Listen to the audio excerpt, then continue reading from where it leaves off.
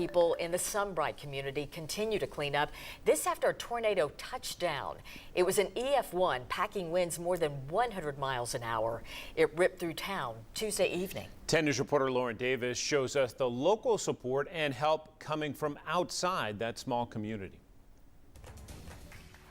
People who live in Sunbright are still cleaning up debris after an EF1 tornado hit the area earlier this week. But they're coming together as a community through action and food. No one was seriously hurt in the tornado, but many homes were damaged. That's why some community members say they decided to step in and ease one stressor as people deal with the cleanup.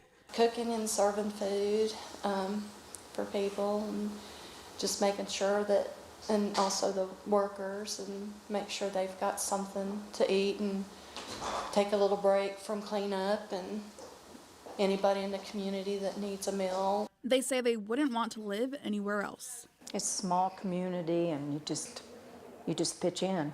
When something bad happens, everybody jumps in.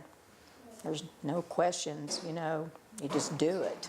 And we went through this last year, so here we go again. And they weren't the only ones serving food.